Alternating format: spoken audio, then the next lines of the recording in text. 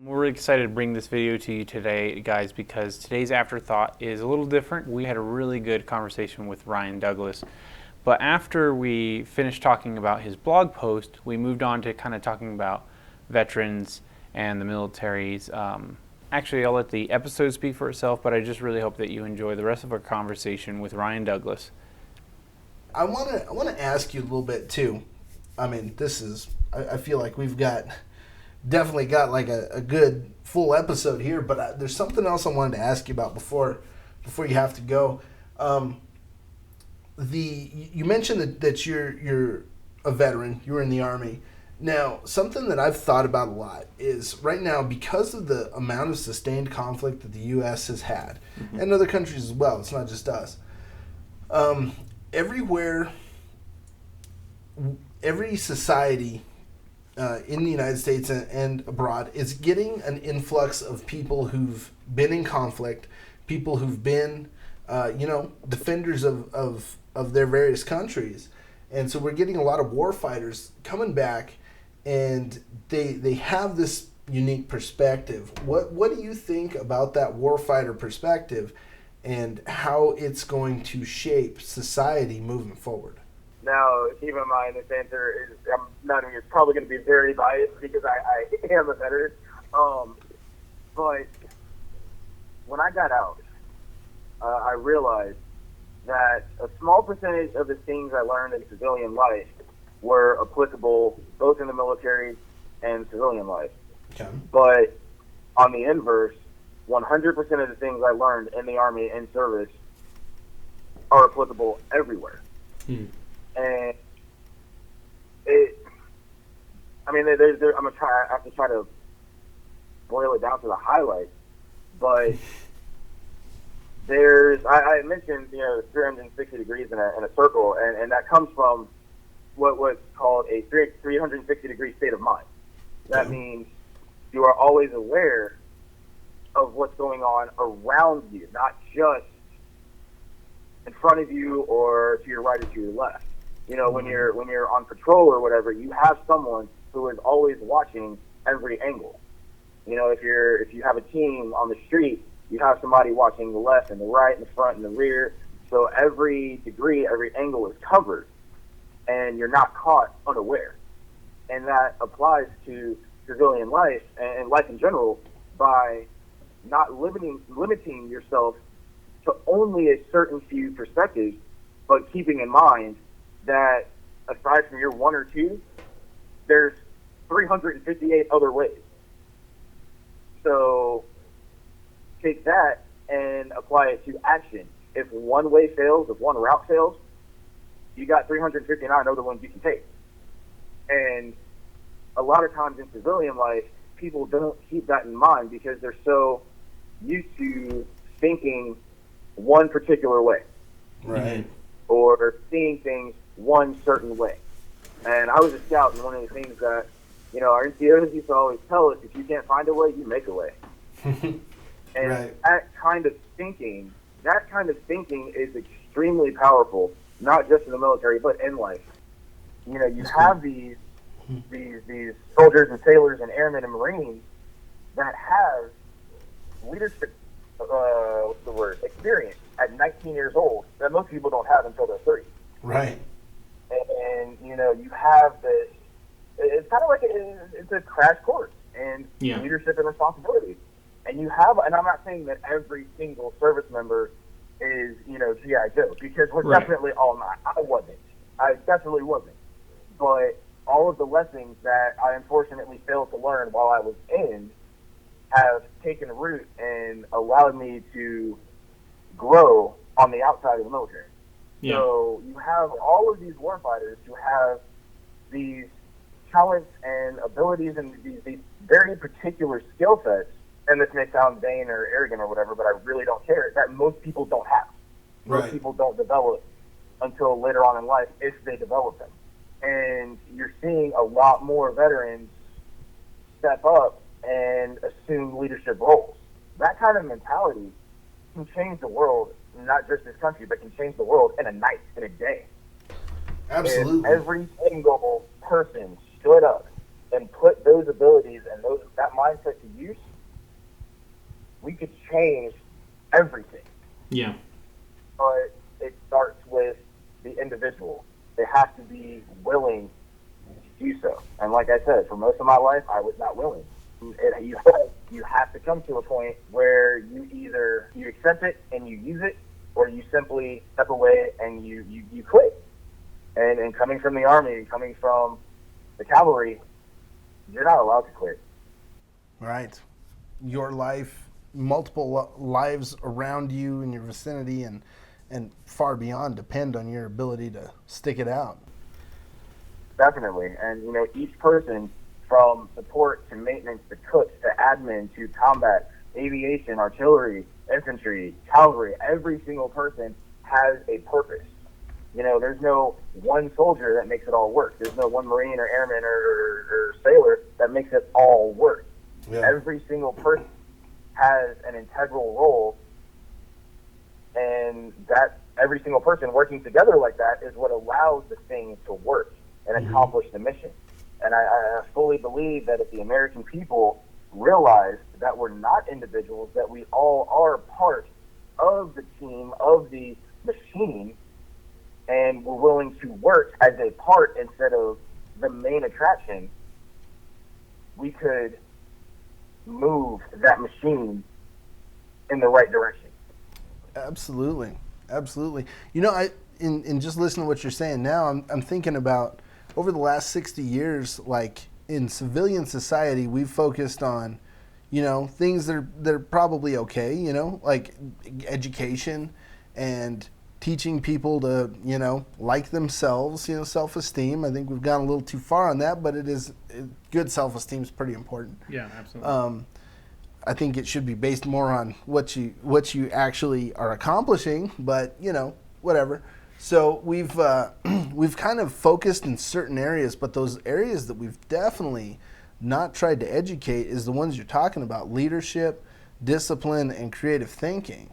So I feel like we talk about, you hear about, like, the United States is falling behind academically, compared to the rest of the world. And even though we focused so hard on that for the last 60 years, we're still falling behind. But I believe it's because we're leaving out what you're talking about, the creative thinking. It's a buzzword, but I don't think we really teach it, because we only teach the one way to do stuff, and not that 360-degree view like you're saying. And then obviously discipline. We're teaching kids they don't need to necessarily be disciplined. They just need to feel good about themselves, and it needs to fall somewhere in the middle there. We definitely need to be teaching discipline. So I think that it's really cool that so many soldiers are coming back, and they're bringing these values back into civilian society, and hopefully that fills in those gaps that we've had for so long. Yeah. I hope that, a lot of veterans become college professors and school teachers and, everything. Fit into all aspects of society, journalists, all those things to kind of round that out. Yeah. And I was just thinking, too, you're saying these guys are like 19 and they're coming back with more understanding of how things work than some 30-year-olds. Yeah. And I think that just goes to show that we as a people have more capacity than we understand. Absolutely. I think... Exactly. There's this thing, so bring it back to a civilian level. My wife's a doula, which is like a birth assistant type thing. And she's done a lot of studies, and they say that... women who carry their babies on their chest and always carry them around the kitchen and stuff will be able to, once they're able to hold a knife, they'll be able to cut up salads and do things like that. At 1.5 or 2 years old, they'll be able to do this stuff because they've been watching their mom do it all this time. They just observe it and they pick it up and they know how to do it. Right, so closer to that action. But it's... in today's society, we don't let kids have a knife until they're like 10 years old. So it just goes to show that we're handicapping ourselves so often because we don't believe that we have the capability of doing things and being bigger people. I I really think you touched on the key matter. I know in a lot of what I write, because I know myself, I know in a lot of what I write I come off as harsh or antagonistic or whatever, but I fully believe that the greatest aspect of the human condition is our infinite capacity for excellence. Mm-hmm. Yeah. And you are only capable of what you tell yourself you're capable of. Yeah. And I have seen kids with cancer beat cancer multiple times. Every time it comes back, and they still fight. I have seen mothers who lose their children at very young ages come out of that and become advocates. I have seen men lose limbs and learn to walk again, and I've seen the determination on their faces. Like, this is not going to hold me back. I have seen people over the course of my life do impossible things. Mm-hmm. Some people will tell you that I've done stuff like that. I don't think I have, but that's the point. We are all capable of so much more than we think. Yeah. So I just really wish I could open up the mind of every single person and just plant that idea that you are more than what you think you are, because we only reach as high as we think we can. And unfortunately, I believe as a country, we are not reaching very high because we don't believe that we can. Right. Oh, the system is broken. Oh, this and that and the other. As a result, we are where we are now. But we have an infinite capacity for excellence. And I just really wish every single person would reach for that excellence and never settle for mediocrity. Yeah, it's so tempting to do, especially in our modern cushy society. There's a book that's out there now, and I can't think of the name of it, but it's written by the CEO guy who was running like a ultramarathon or something like that. And he, while he was running it, he saw this Navy SEAL guy, former Navy SEAL, running it also. And the guy, I don't know, I forget exactly the circumstance, but he was so impressed by him. Immediately after the race, he said, I want to hire you to move in with my family and teach us the mental toughness that you have. Because the guy, he had broken feet or something due to the race or something like that, and he pushed through and finished the ultramarathon. He's like, how is that even humanly possible? So anyway, the guy moves in with him. Very first day, he gets him up and he says, okay, do some pull-ups. And so the guy, the CEO guy, he does, 10 or something like that. He's like, okay, do some more. Knocks out 4 more. He's like, keep going. He's like, that's all I got. He gets 1 or 2 more. He's like, no, we're going to keep going until you do 100. And the guy's like, I can't do 100. I just barely got 16 in here. And my arms feel like jello now. He's like, we're going to stay here until you do 100 pull-ups. Rest as much as you need, whatever in between. We're just going to be here till you do 100 pull-ups. And within a couple hours, he had done 100 pull-ups total. And the guy's like, I didn't even know I was capable of that. And so the takeaway ended up being your brain kicks in at about 40% and says, I'm done. But that's really only about 40% of your capacity or less. You're really capable of far more than that. It's just your brain says, I'm good now. Your mind will always quit quicker than the body. Right. And that goes back to those simple lessons that I learned. Well, they seem simple to me. Simple lessons I learned in the Army. When I graduated boot camp, and I looked back, and not even just boot camp, but after I got out of the Army, and I looked back on everything that I had done and everything that I had been a part of. The day before I went to boot camp, I would have never guessed that I would have done any of that, or been able to do any of that. But I look back on it, and I'm like, I did that. When I was a kid, my mom always had this analogy of life being climbing up a mountain. And she would always tell me, you got to keep climbing that mountain. You got to keep climbing that mountain. You can't stop. Keep climbing the mountain. And, I liken my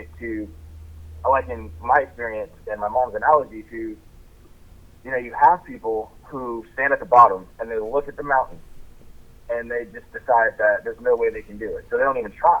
Right. And then you have people who climb a little bit up the mountain while it's, for the most part, doable. And then they get to where it gets really tough and strenuous, and they stop. And they tell themselves they can't do it. And then you have people who push through those tough parts, and they get to the summit of that mountain, and they turn around. And it takes a long time, and, you know, it hurts, and you want to quit, and you just want to stop, and you want it all to go away.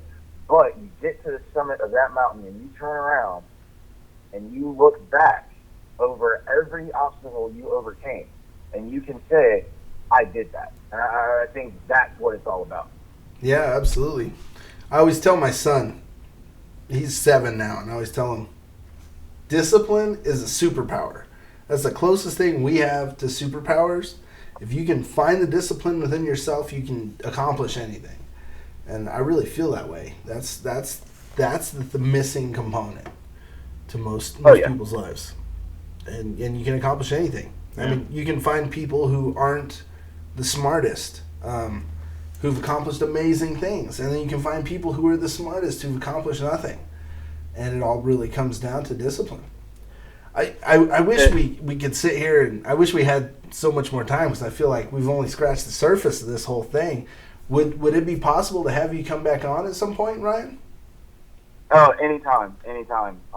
I love the conversation, and I speak and I write from what I've seen and what I've experienced, and while I'm very aware that that's not always all there is to it, and that sometimes I am wrong, I write and I speak from what I know. Yeah. And in my lifetime, people who have gone through what I have gone through have shared with me what they know, so that I could have better opportunities, more opportunities, and a chance to strengthen myself. So I would be remiss if I did not share what I know with whoever is willing to hear it. So by all means, anytime. Yeah, that's awesome, man. Appreciate it. Yeah, I feel like this has been such a productive conversation. You know, before you go, is there a place where people can see more of your work, read more of what you've written? Yeah, I have a writer's page on Facebook, and you can search Ryan Douglas, and it'll pop up. My face is the profile picture. It's me, and I'm wearing a black ball cap. But also, like I said, I talked to my mentor last night, Boone Cutler. Anybody can search on Facebook Tipping Point with Boone Cutler, or just Boone Cutler, period. And, you know, he's got the radio show, and I have learned so much from that man, and from being a part of that show and part of the admin team in the past, it's like 5 years now. Oh, wow. And I mean, I have watched in real time guys who are about to commit suicide, and people who lost everything, and I've watched in real time people who needed help right then and there and couldn't wait for the state or the federal or whatever local resources to come through, and people all across the country have banded together in that group on that page or whatever and gotten it done. And that's one of the most amazing things I've ever witnessed in my life. So Boone Cutler, Tipping Point with Boone Cutler. You can find the links to the show on there. He's got the podcast. Definitely check him out. And it's all about life from the Warfighter perspective. Awesome. You know, we've got people who are not veterans or even in the military. We've got spouses. We've got civilians. We've got caregivers. All sorts of people coming to this one place to learn from each other. And that's what it's all about. So definitely check them out. Yeah, thanks again so much, and we look forward to having you on again, because like I said, I feel like we've just scratched the surface and there's so much more to talk about.